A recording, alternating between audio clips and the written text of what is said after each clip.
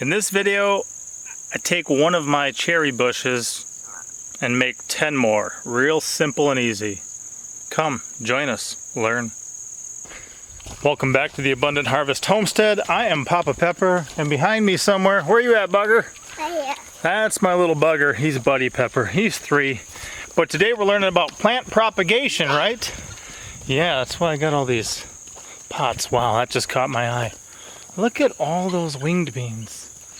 I don't know if you guys have ever grown Japanese wing beans before, but when we cut them up and fry them in butter, we almost think they taste like French fries. And there's a lot of them coming in here. And we're growing extra that we're not going to eat, and we're just going to save for seed this year because a lot of people are wondering about saving for seed. This is a new bean. Yeah, that's a new one. And here's one thing too, like for instance, if you look here, this is an American beauty berry. It's actually putting out the berries already, but we got it tucked in the soil there. And we propagated that one just by taking some cuttings from some branches and dropping them in a 5-gallon bucket with some willow. So weeping willow, this is like a walking stick weeping willow, one of the wavy ones. But you can see here's a little bit of growth. Not all of them made it. You know, that's dead. But natural rooting hormone from the willow, I think, helped with that. So that one's at least established, and we'll see who else we got in there. Right? Yeah. That could be this over this. You want to peek for what? Worms to throw in the pond and feed the fish? Not right now, because we're working. Yeah. So for those of you who don't know, we've got kind of a crazy garden area. It's definitely not something typical. It's a heavily mulched area with a lot of raised beds made out of rocks. And in here, we're mixing both annuals and perennials. And as always, we are also just going through a lot of transitions. So there's trees in here, apricot trees, figs behind me, snake gourds growing, but just a lot of interesting stuff, right, son? Yeah. And one of the things is, like with this catnip here, I had to pull that back with a wire, stand it all up, or it would be all the way out here. Same thing here, we've got a couple different bush cherries. We have this one here, and we have this one here, and then same one as this is on the end. But you can see it's pretty much coming across our whole path. Bugger, can you walk down this path for me? Yeah. Walk right up down there. See, he can get kind of past it. And then on this side, where we had our kale that grew for like 7 seasons, it's a little bit better, but there's some stuff that could be pruned back. And then this one here is shooting way out over the path, blocking off kind of that whole area. So that's going to need to be pruned. Now, because I know you can clone, you can graft, you can do these other things and make more plants, I don't just want to cut off the branch and throw it on the ground and have it be junk. I want it to grow, so I'm actually going to do some air layering on some of that. But today, I was walking by and I saw something special. And that is the suckering. So the main stem of this thing's here. And then there's a secondary and this one coming up. But all these guys here are just suckers popping out from the main one. I think this one I lifted earlier. And you can see it's rooting. You can see that there's little roots here. So that means I can cut this off, put it in the pot, and I've got a whole new one. Now one thing is, what do we got now? 6 children? Yeah. 6 children. So we can use a lot of bush cherries, that's no problem, but then also friends, family, others, gifts, trading, selling. There's different options you can do when you have a resource like that. A number of plants will do this. They'll sucker. So I can see here there's what?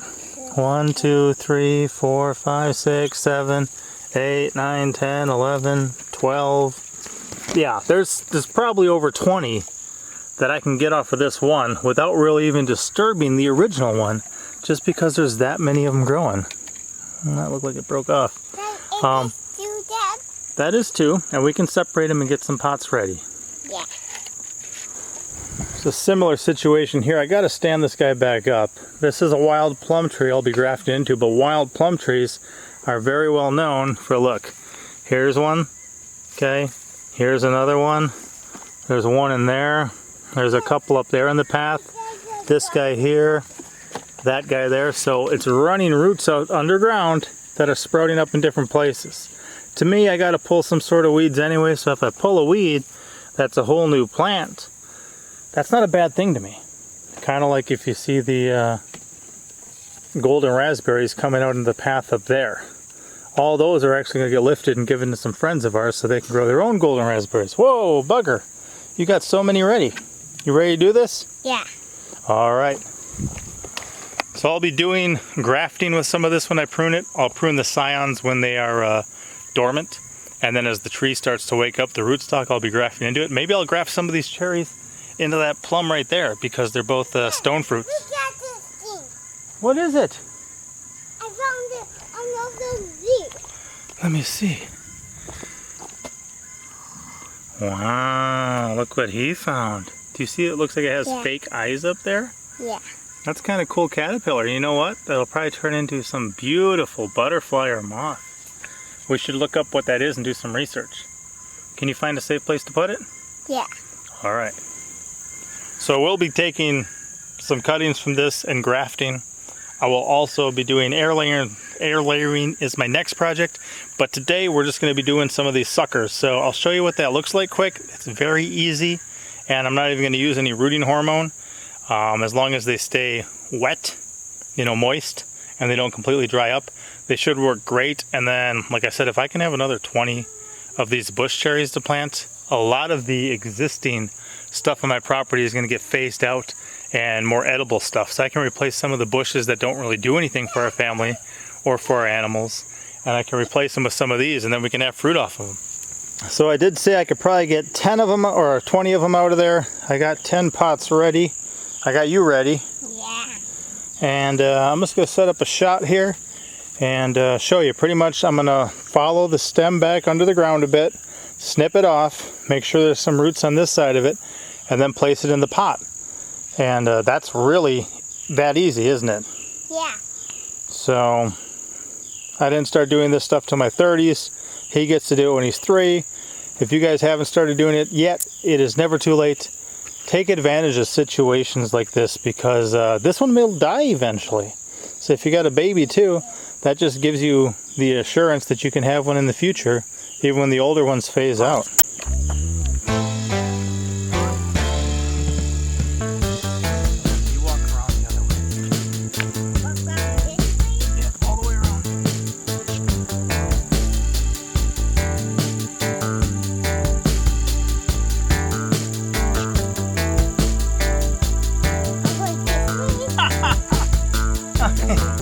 Guys, I just realized something. This particular one is one that I layered. So what I did is when this one was growing out, I took it from over here at the base and I ran it down into the soil and then back out. It's another thing I do with my grapevines and other stuff. Some of these are definitely suckers, but this is one I layered. Let me show you that quick. So this one started over here and it was a thin wispy one, so I ducked it down into the soil and then had it come back out. And because I did that, now there's, oops, I just broke some off. I'll have to dig it out better than that. But now there's all these roots down underneath there. Yeah, there's the one I broke off. But, so now it's got all these roots, and it's a new plant once I cut it off from the source where I originally brought it from. So yeah, you can just bend them under the soil and they'll root up. Some of these other ones are just growing out from the roots, but this one I actually layered. So kind of crazy. Yeah. I didn't even remember. No. And this basil smells amazing to be shoving my face in and working. It's what? It's basil. It is basil, yeah.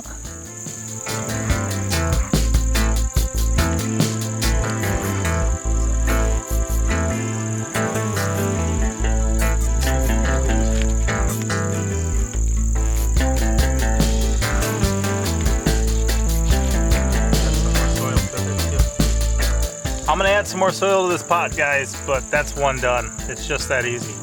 From this way?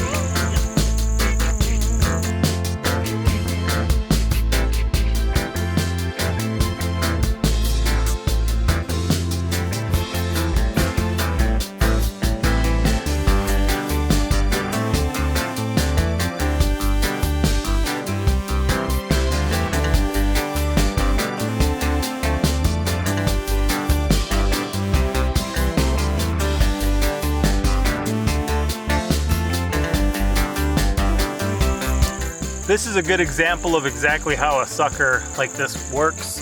And same thing with those plums I was showing you earlier. Here's the actual root heading out from the main one, and it still continues out from the main one. But after a bit, it just shoots up a new sprout. It's kind of a way that you'll wind up with a whole little grove of a certain kind of trees. A lot of them just keep spreading from the roots and they're popping up everywhere. We once lifted a wild plum, and there was about 50 or 60. You know, they were taller than this, but just the whole thing was connected. It was all one plant. So just like mushrooms and other things, you can get trees that technically it's all one plant, but it looks like a whole forest almost. So we're just gonna put that in the pot and go from there. And would you catch a little toad? Yeah. I found it by a rock. It was underneath a rock. It was under a rock? Yeah. Let me see. Bugger found this little toad, part of our organic pest control posse, right? Yeah. What do they do out in our garden? Eat bugs. They eat bugs. Yeah. That's right. So we grind them.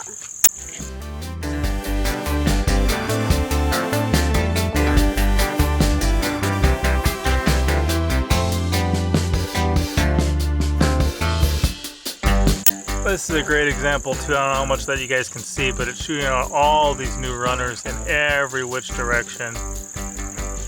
Wow. There's a lot of stuff going on there. So I was counting those as 4 individual ones. It's all actually just going to be one. So hence having 10 buckets instead of 20. That'll work out just fine.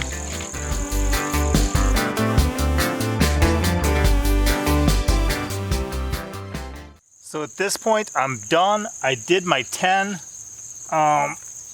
This one, I kind of ripped through some stuff so it lost most of its leaves, but actually sometimes when you're establishing a new plant through various propagation methods, you may want to defoliate or remove leaves, remove some of the stuff, just so that the root system has less to support. Because even something like this, it had its own roots on it. You know, it had things that was growing, but it was really being supported by that main plant and its root system. It was just starting to have another source of nutrition, a source of, provision for it with the roots that were establishing from where it's at. These I'm going to keep in a sheltered area. I'm going to give them a good watering to begin with, and then I'm going to tuck them in a shady area. I don't want them to be exposed to too much heat, too much water, too extreme of temperatures. All that can destroy them. So I'm going to keep a real good eye on them. I also made these nice little labels. I really do not label as good as I should. So I wanted just to make sure I remembered who these were. And one thing too, with you deal with different species or different variations, different varieties of plants, one thing to remember is that a lot of them are developed by people. They actually have patents on some of them. So there's certain plants that I think for the first 17 or 20 years, you can't even do stuff like propagate from cuttings or from grafting or from things like that.